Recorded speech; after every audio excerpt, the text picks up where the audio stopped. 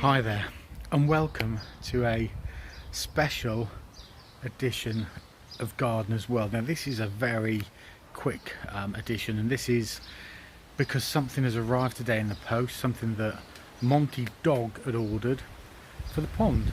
So what we're going to do now is we're going to go over to Monty, he's going to do an unboxing video, and then we're going to go and put the product that he's bought into the pond and we're going to test it out. We're passing that information on to you to see whether or not this was a good purchase or a bad purchase. We do not know at the moment. So it's over to Monty Dog to see what this unboxing is. What exactly have we bought for the pond? Monty. Thanks for that great introduction there, Steve Dog. And yes, we went on the internet to buy something to add to the pond, to basically help aerate the pond. That's aerate, or aerate as I just called it. Let's see what we bought. So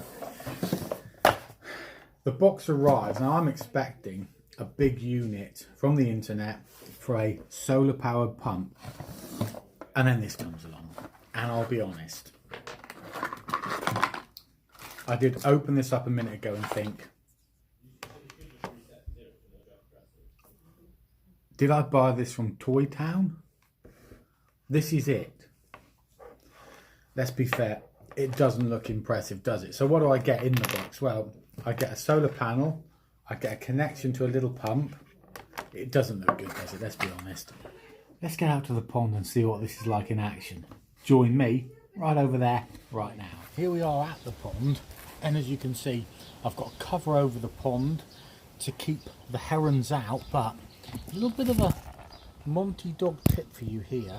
What I've done is I've constructed this in a way that the mesh is raised off the ground by the members that are actually supporting the frame. So if you look there, you can see that there's a mesh on top, but there's a gap underneath. And that gap is really important for frogs, toads. They can get under, they can get in and out of the pond without falling on top of that mesh, which could kill them. It would trap them, it would hurt them. So always make sure you've got a gap underneath. And you can see what I've done with my pond is I've allowed, I'll have to remove some of this mesh here, but I've allowed the water mint, and indeed coming through now at the very back, you'll see those tall pointy ones, they're actually purple loosestrife.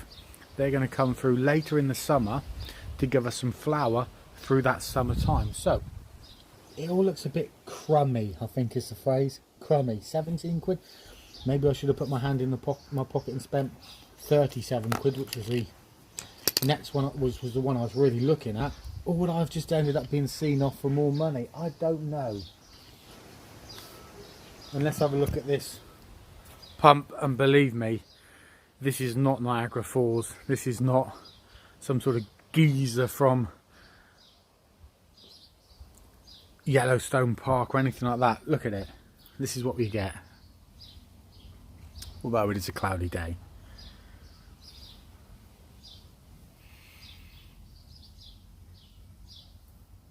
That is it. Right, what I'm going to do is I'm going to try and maybe if I angle that a bit more. Oh, the pump's fallen over in there. Right, don't go anywhere. I'm going to have to sort out a better solution for this. I need to raise the pump up and put it on a better fixed sort of base. I don't know what to do. Don't go anywhere. Right, what I've done is I've cut out a bit of stone, which I happen to have, to fit underneath the unit. I've then got some plastic straps, which hopefully, they're not quite long enough, maybe 2 of these, I might be able to strap on here.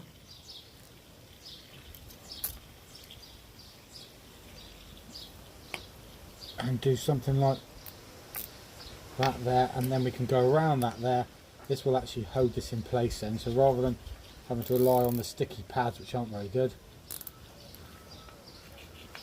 we'll end up actually gripping this in place using these little gizmos here. And now that is fixed to the stone, I'll cut these bits off, and you've got to be careful, of course, folks, not to just chuck stuff away, because these bits of plastic, you know, I've said it a million times ish. Right, That's attached to that.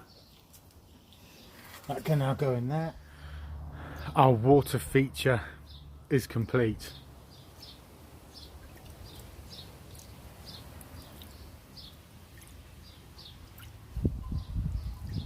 It's not the best, is it?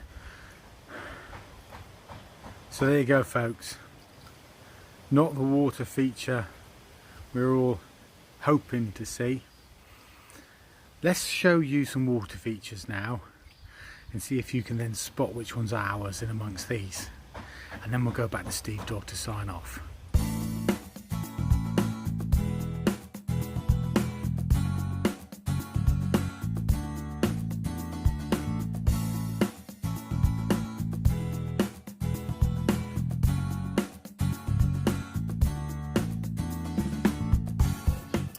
Thanks for that, Monty Dog, and I hope you viewers did spot which was our fountain. It just goes to show, folks, that you've got to be a little bit careful what you're getting on the internet. Hopefully our fountain will perform a little bit better when the sun comes out, because it's a very grey and murky day. We look forward to seeing you next time on Gardener's World.